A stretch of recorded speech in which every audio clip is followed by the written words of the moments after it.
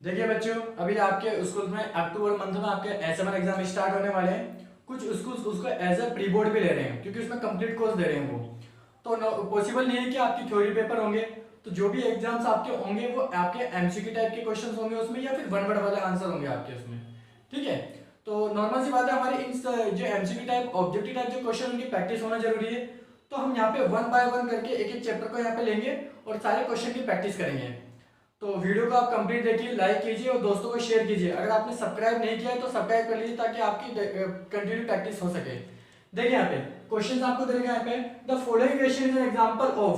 आपको equation given है, equation में आपसे बोल रहा है कि 4HNO3 ammonia plus oxygen, ammonia plus oxygen gives nitrogen dioxide plus 6H2O, water remove कर रहे हैं। एंड देन आपको ऑप्शन इज गिवन और यहाँ पे कुछ कंडीशन आपको दे रखी है।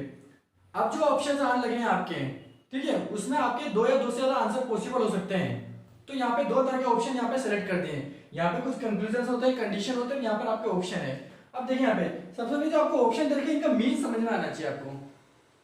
ठीक है, तो आपको जो सबसे पहले डिस्प्लेसमेंट डायरेक्शन, डिस्प्लेसमेंट डायरेक्शन आपके टू टाइप्स की होती है। First single displacement in which a high reactive element displace a less reactive element from a compound. मतलब आपका हाई रिएक्टिव एलिमेंट है, वो आपके लेस रिएक्टिव एलिमेंट को डिस्प्लेस कर देता है या आइटम को डिस्प्लेस कर देगा कंपाउंड में से। उसके लिए आपको रिएक्टिविटी सीरीज याद होनी चाहिए। ठीक है। डबल होता है जिसमें आपका क्या होगा, दो कंपाउंड आपस में रिएक्शन करते हैं। उसमें भी आपका हाई रिएक्टिव एलिमेंट से पहले लेस रिएक्टिव को डिस्प्लेस करेगा और लेस रिएक्टिव डिस्प्लेस होने के बाद हाई रिएक्टिव की जगह चला जाएगा। ठीक है। एंड सेकंड आपसे बोल रहा है कॉम्बिनेशन देंगे इन this two or more elements or atom react with each other and to form a one product. ठीक है, तो दो या दो से ज्यादा एलिमेंट है वो आपस में रिएक्शन करते हैं और आपका एक सिंगल प्रोडक्ट बनाते हैं। ठीक है। एंड नेक्स्ट आपका redox reaction. Redox reaction, what do mean redox reaction? In this oxidation and reduction take place simultaneously in one time. एक साथ अगर आपके ऑक्सीडेशन रिडक्शन दोनों रिएक्शन हो तो वो आपका रेडॉक्स होता है। नेक्स्ट है आपका neutralisation reaction. In this an acid react with base और a base react with acid to form a salt and water. ठीक है, अगर एक एसिड बेस से रिएक्शन करता है तो वो जो लिक्विड जो भी आपका कंपोनेंट है उसको वो न्यूट्रलाइज कर देता है, सॉल्ट एंड वाटर बनाता है। ठीक है, तो अब देखते हैं यहाँ पे रिएक्शन किस टाइप की है आपकी। तो 4HNO3 है आपका। अब यहाँ पे इस कंपाउंड के अंदर होगा आपका हाइड्रोजन भी है, नाइट्रोजन भी, ऑक्सीजन भी है। सबसे पहले तो मैं एटम को देख रहा है कौन कौन से एटम है और आपके जो प्रोडक्ट साइड है। नॉर्मल सी बात है, ये वाली जो साइड होती है ये आपकी रिएक्टेंट साइड होती है। ये आपका होता है रिएक्टेंट साइड, या हम कह सकते हैं इसको LHS। एंड ये जो होता है आपका ये प्रोडक्ट साइड होता है आपका। ठीक है, ये आपका RHS। तो LHS को हम RHS से कंपेयर करते हैं यहाँ पे। तो यहाँ पे 4HNO3 यहाँ पे। अब यही आप कंपाउंड में देखो, यहाँ पे जो नाइट्रोजन है वहां पे हमें देखना है, यहाँ नाइट्रोजन है आपका। ठीक है, ऑक्सीजन भी है, बट यहाँ पर आपका हाइड्रोजन नहीं है। यहाँ पर आपका हाइड्रोजन है और यहाँ पर आपका हाइड्रोजन नहीं है। मतलब कहने का मतलब हाइड्रोजन को इसने रिमूव कर दिया है। तो हम जानते हैं कि ऑक्सीडेशन जो रिएक्शन होती है, ठीक है, जो ऑक्सीडेशन रिएक्शन होती है उसमें हमें क्या पता है कि हम ऑक्सीजन ऐड करते हैं एंड हाइड्रोजन को रिमूव करते हैं। तो आप देखोगे यहाँ पर हाइड्रोजन है और यहाँ हाइड्रोजन रिमूव हो चुकी है। तो इसका मतलब ये आपके इनमें से कौन सी रिएक्शन हो सकती है, रेडॉक्स रिएक्शन। ठीक है, तो यहाँ पर हमें नोट करना पड़ेगा ये। तो उसको कर लेते हैं यहाँ पे। एक तो हो गई आपकी redox reaction,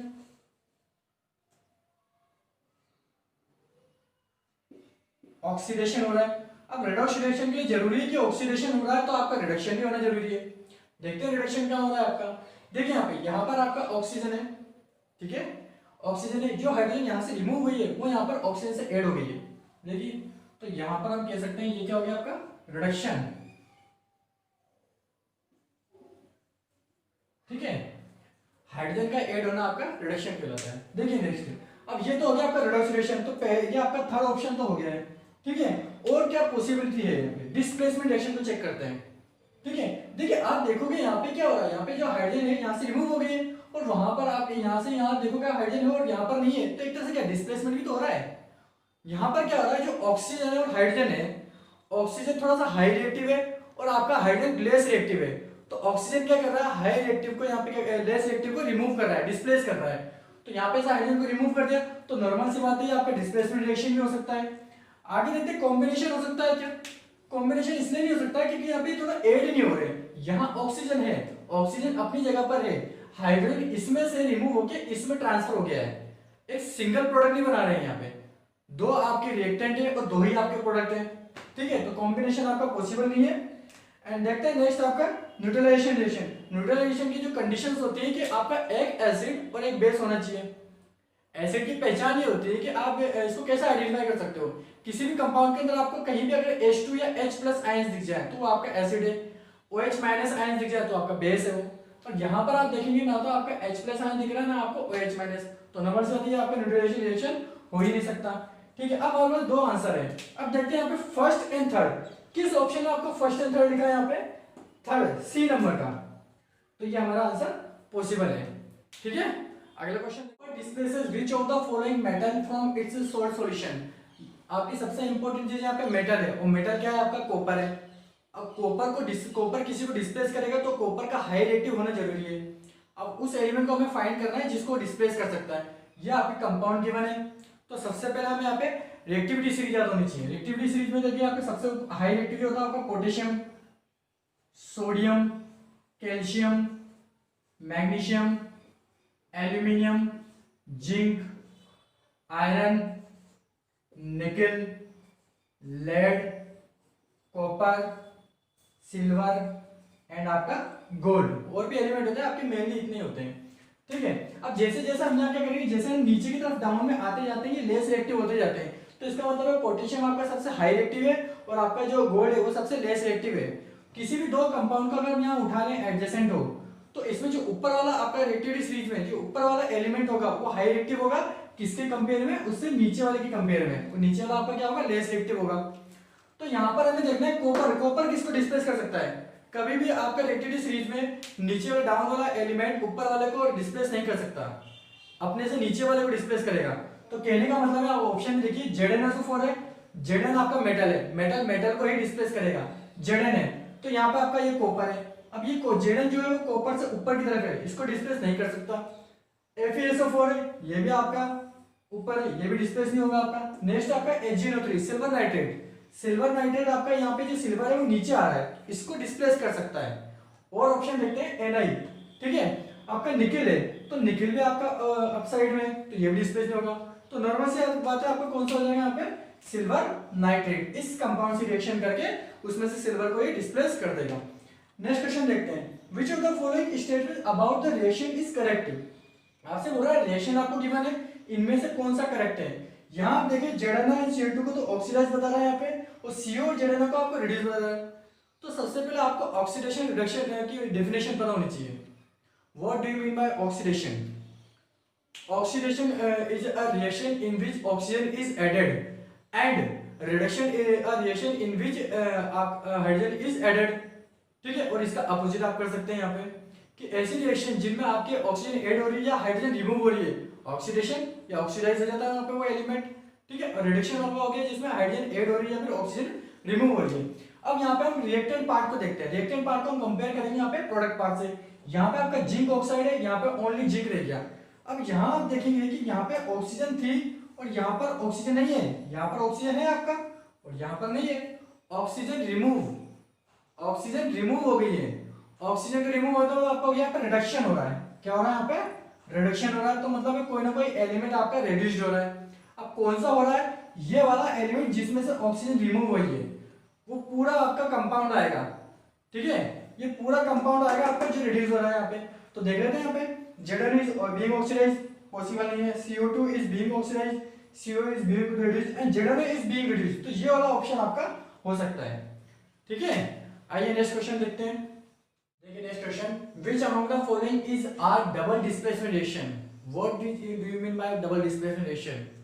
Double displacement reaction is that in which two compounds react with each other and a high element, a high. देखिए next question, which among the following is a double displacement reaction? What do you mean by double displacement reaction? ठीक है, double displacement reaction is that in which two compounds react with each other and a high reactive element from a compound displace a less reactive element from another compound। मतलब आपके दो compound reaction करेंगे, उसमें से high reactive element less reactive element को displace करेगा, but दो compound का रिएक्शन करना कंपलसरी है। अब यहाँ पे हम चेक करते हैं, यहाँ पे फर्स्ट जो रिएक्शन है इसमें आपका जो Pb है, पीवी आप देखेंगे सिर्फ आपका एक एलिमेंट है, नॉट अ कंपाउंड, ये कंपाउंड नहीं है, ठीक है, ये कंपाउंड आपका पर ये आपका एलिमेंट है, तो ये आगे आपका सिंगल डिस्प्लेसमेंट, हमें कंसीडर यहाँ पे देखना है डबल डिस्प्लेसमेंट। सेकंड Na2SO4, ठीक है, Na2SO4 आपका एक कंपाउंड है और आपका बेरियम क्लोराइड ये भी आपका कंपाउंड है। तो एक कंपाउंड दूसरे कंपाउंड से रिएक्शन करना ये हो सकता है, अभी हम आगे चेक करेंगे। Third, carbon plus oxygen, carbon आपका एक एलिमेंट एक एटम बोल सकते हैं इसको, ठीक है, तो ये भी आपका पॉसिबल नहीं है, फर्स्ट भी पॉसिबल नहीं है। एंड लास्ट वाला देखते हैं, कंपाउंड का कंपाउंड से रिएक्शन करने के साथ ये भी देखना आपका हाई रिएक्टिव एलिमेंट रिएक्शन करना चाहिए। CH4 है, मीथेन है आपका, ऑक्सीजन से रिएक्शन कर रहा है यहाँ पे। अब यहाँ पे आप देखेंगे यहाँ CH4 है, यहाँ आपका ऑक्सीजन है, यहाँ पे कार्बन डाइऑक्साइड, ये भी गैस है, ये भी गैस है, और आपका टॉयलेट ऑफ वाटर बन रहा है। यहाँ पे किसी प्रकार का डिस्प्लेसमेंट नहीं हो रहा है, ना सिंगल हो रहा है ना डबल हो रहा है, तो नॉर्मल सी बात है, आपका सेकंड वाला ऑप्शन हो सकता है। अब सेकंड वाले को समझेंगे, देखिए यहाँ पे आपका सोडियम है, सोडियम हाई रिएक्टिव होता है, तो सोडियम का कर रहा है यहाँ पे जो ये आपका बेरियम क्लोराइड है, तो इसमें से क्या करेगा, बेरियम को डिस्प्लेस कर देगा, ये इसको डिस्प्लेस कर देगा, तो क्या बना देगा आपका सोडियम क्लोराइड। क्लोरीन यहाँ से इसने क्या करा, बेरियम को डिस्प्लेस कर दिया और क्लोरीन के साथ खुद ऐड हो गया, ये आपका बन गया सोडियम क्लोराइड। फिर क्या हुआ कि जो बेरियम है उसने भी क्या करा, SO4 के साथ रिएक्शन कर लिया, तो आपका बेरियम सल्फेट बन गया, ठीक है। तो इसमें देख लेते हैं ऑप्शन में, फर्स्ट एंड फोर्थ पॉसिबल नहीं, सेकंड ओनली है, ये भी आपका पॉसिबल नहीं है, तो ये आपका बी वाला ऑप्शन हो जाएगा, ठीक है। देखिए next question, which of the following is not a physical change. What is physical change? Physical change are reversible, मतलब हम यहाँ पे एक फॉर्म को दूसरी फॉर्म में और दूसरी को फर्स्ट वाली फॉर्म में कन्वर्ट कर सकते हैं, कोई आपका न्यू सब्सटेंस नहीं फॉर्म होता है, ठीक है। देखिए boiling of water to give a water vapour, water जब हम वाटर को बॉईल करेंगे तो वाटर वेपर बनेगा, वाटर वेपर से आप वापस उसको कूलिंग करके वाटर ऑब्टेन कर सकते हैं, ठीक है। Melting of ice to give water, ice से वाटर, वाटर से आइस पॉसिबल है, आपका रिवर्सिबल है। Dissolution of salt in water, आप वाटर में सॉल्ट को डिसोल्व करोगे तो वापस आपका सॉल्ट ऑब्टेन कर सकते हैं। एंड लास्ट है आपका combustion of liquefied petroleum gas, LPG का एक बार कंबशन होने के बाद, आपके जो घर में हम एलपीजी यूज करते हैं, ठीक है, तो वहां पे एक बार कंबशन हो गया उसको दोबारा ऑब्टेन नहीं कर सकते, it is not a physical change, ठीक है। तो आपका ऑप्शन हो जाएगा डी। देखिए next question, which of the following are combination reaction. देखिए वीडियो को आप लाइक करते रहिए, दोस्तों को शेयर करना ना भूलें, ठीक है। जितना आप लाइक करेंगे, वीडियो को देखेंगे, ये आपको रेगुलर अपडेट देते रहेंगे, नोटिफिकेशन आपको रेगुलर अपडेट मिलता रहेगा, और बेल आइकन को क्लिक कर लीजिए, ठीक है। देखिए यहाँ पे twice KClO3 single reactant gives two products, हमसे पूछा combination reaction, what is combination reaction? Combination reaction in which two elements और atoms react with each other and gives a single products, ठीक है। तो यहाँ पे देखिए ये तो आपका सिंगल रिएक्टेंट हो गया, टू पार्ट्स में डिवाइड हो रहा है, तो ये तो डिकम्पोज हो गया, आपका डिकम्पोजिशन रिएक्शन में चला गया। Second thing, MgO plus H2O, magnesium oxide react with water and gives magnesium hydroxide, यहाँ पे सिंगल प्रोडक्ट बन रहा है आपका, तो ये आपका हो सकता है, यहाँ पे ये आपका हो गया कॉम्बिनेशन रिएक्शन। थर्ड, आपका एल्यूमिनियम है और ऑक्सीजन से रिएक्शन कर रहा है, एल्यूमिनियम ऑक्साइड आपका बन रहा है, सिंगल प्रोडक्ट इसमें भी, तो ये भी हो सकता है। And last, zinc plus FeSO4 gives iron plus zinc SO4, ZnSO4। अब यहाँ पर क्या है आपका कि जिंक यहाँ पे आयरन को डिस्प्लेस कर रहा है, यहाँ पे आयरन को डिस्प्लेस कर रहा है, क्योंकि आयरन आपका जिंक से लेस रिएक्टिव है, और यहाँ पे क्या बना रहा है, जिंक SO4, तो ये भी आपका डिस्प्लेसमेंट में चला गया, ये आपका कॉम्बिनेशन नहीं हो सकता। तो हमारा यहाँ पे सेकंड एंड थर्ड ऑप्शन में देखिए, यहाँ पे ऑप्शन आपको ऊपर की तरफ गिवन है, एंड लास्ट है यहाँ पे सेकंड एंड थर्ड है, तो सेकंड आपका डी वाला ऑप्शन हो गया, ठीक है। अगर चैनल को सब्सक्राइब नहीं किया है तो सब्सक्राइब कर लीजिए, आपके ऐसी कंटिन्यू क्लासेस चलती रहेंगी। हम अगली क्लास में भी हम acid base and salt and chemical reaction equation chapter के बारे में डिस्कस करेंगे, उसके बाद हम नया टॉपिक स्टार्ट करेंगे, ठीक है। Thank you.